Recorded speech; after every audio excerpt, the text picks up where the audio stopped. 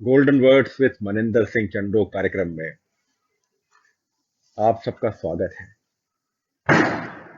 आज भाई विलंब हो गया। सुबह 11 बजे कार्यक्रम होता है और आज कुछ ऐसे अपरिहार्य कारण थे जिससे मैं चाह कर भी इस प्लेटफॉर्म पर नहीं आ सका। कहते हैं कि बोलना आसान है पर कठिन है, क्योंकि जब आप फेसबुक पर लाइव आते हैं तो बहुत सारी चीजें आपको सोचनी पड़ती हैं, देखनी पड़ती हैं। तो बीत गई दीपावली 2021 की। आज गोवर्धन पूजा का दिन भी निकल गया और कल दीपावली पर्व का आखिरी दिन, भाई दूज। और भाई दूज का पर्व भी कल निकल जाएगा। हर वर्ष की तरह दीपावली आई और चली गई। हर वर्ष की तरह हमने अपने घरों में सफाई की। हर वर्ष की तरह हमने नए नए पकवान बनाए, आपस में गले मिले, अपने स्टाफ को गिफ्ट बांटी और बहुत सारा कुछ कार्य किया। दीपावली चली गई, मगर बहुत कुछ सोचने के लिए हमें मजबूर कर गई। आपने देखा होगा कि इस बार कोरोना के बाद किसी की दीपावली कैसी रही, किसी की कैसी रही। मैं ऐसे कई सज्जन को जानता हूं जिन्होंने कोरोना में अपने बहुत ही करीबी रिश्तेदारों को खो दिया है। कितनी कठिन दीपावली रही होगी उनकी। मेरी सहानुभूति उनके साथ है। और कोरोना अभी गया नहीं है, कोरोना अभी विद्यमान है। ये अलग बात है कि हमने वैक्सीनेशन का 100 करोड़ का लक्ष्य हासिल कर लिया है। ये हमारी सरकार की सफलता है। पर हम कहीं ना कहीं जब तक इसमें सहयोग नहीं करेंगे आगे चलकर, तब तक कोरोना हमें इसी तरह से हॉन्ट करता रहेगा। और खैर, ये अलग टॉपिक है। मैं आज इस टॉपिक पे बात नहीं कर रहा हूं। मैं तो बात कर रहा हूं कि दीपावली तो चली गई, मगर मैंने अपने मन में क्या सफाई करने का निश्चय लिया। हमने अपने घरों की सफाई की। हमने अपने घरों को बहुत अच्छी तरह से सजाया, खूब पटाखे फोड़े, खूब उल्लासित हुए, खूब पकवान बनाए, पकवान बांटे, सब कुछ किया। जो भी सामाजिक जिम्मेदारियां हमारी हैं हमने सब निभाई। मगर मैं किस तरह से अगली दीपावली में और अच्छी तरह से परिमार्जित होकर आ सकता हूं, रिफाइंड होकर आ सकता हूं, ये मेरी सोच का विषय है और ये बहुत विचारणीय है। मैं हमेशा स्वास्थ्य को सबसे पहले नंबर पर रखता हूं, क्योंकि स्वास्थ्य है तो हम हैं। मैं हूं तो ये दुनिया है, और मैं ही नहीं हूं तो फिर ये दुनिया किस काम की। तो स्वास्थ्य सबसे पहले आवश्यक है।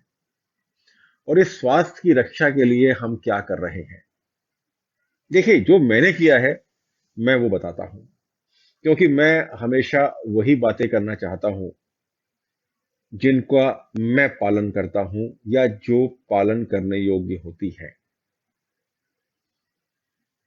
मैं अभी तक शाम को खाना जल्दी खाता था, पर इसमें कभी कभी गड़बड़ी हो जाती थी। कभी 8 बजे भी खा रहे हैं, कभी 9 बजे भी खा रहे हैं। मगर अब जो सोचा है कि 6 से 7 के बीच में खाना हर हालत में खाना है, ये मुझे अपने आप में एक बहुत बड़ा चेंजेस लेकर आना है। और ये चेंजेस या ये जो बदलाव है, ये ओवरनाइट नहीं है। ये बदलाव कई वर्षों से मैं कर रहा हूं, पर अब इसके लिए मैं प्रतिबद्ध हो रहा हूं। इसके लिए मैं अब थोड़ी सी कड़ाई का पालन कर रहा हूं। मैं खाने में शाम को समझ लीजिए कि 7 बजे तक तो आ ही गया था। पर जैसा मैंने अभी बताया कि 25% केसेस में मैं यहां पर थोड़ी सी भाजी मार लेता था। अब वो बंद करना पड़ेगा। 6 से लेके 7 के बीच में खाना खा लें, और उसके बाद 8 बजे एक गिलास पानी पी लें, 9 बजे दूसरा गिलास पानी पी लें और उसके बाद फिनिश। जो पानी एक्सेस होगा वो 10 साढ़े 10 तक आपके शरीर के बाहर आ जाएगा। तो रात को जब आप सोएंगे तो आपको डिस्टरबेंस नहीं होगा, आपको वॉशरूम के लिए उठना नहीं पड़ेगा। करके देखिए, बहुत फर्क पड़ता है। हमने रात के खाने को बहुत अधिक महत्व दे रखा है और हम इसको बहुत दबा के खाते हैं। हम सोचते हैं कि यार पूरा दिन नहीं खाया, रात को तो खाएं। और रात के खाने में लोग साथ में कुछ पीते भी हैं और फिर लेट खाना खाते हैं और खूब अच्छी तरह से डट के खाते हैं। कोशिश करिए इस आदत में थोड़ा सा बदलाव करने की। यदि जल्दी खा लेंगे तो जल्दी खाना पचेगा, क्योंकि जब आप रात को सोते हैं और खाना लेट खाया है तो शरीर चक्की की भांति काम करता रहता है। शरीर काम करता रहता है, आपका मस्तिष्क सोया रहता है। वो कहीं ना कहीं शरीर मस्तिष्क को डिस्टर्ब करता है और नींद पूरी नहीं होती। और जब नींद पूरी नहीं होती तो आप में चिड़चिड़ाहट होती है। थोड़ी थोड़ी सी बात में हम आपे से बाहर हो जाते हैं। अच्छा नहीं लगता कुछ भी। उसके कई कारण है और उसका सबसे बड़ा कारण लेट खाना खाना है। तो इस दीपावली का जो सबसे बड़ा बदलाव मैं करने जा रहा हूं वो यही करने जा रहा हूं। आपने भी कुछ ना कुछ सोचा होगा कि क्या बदलाव आप लाना चाहते हैं।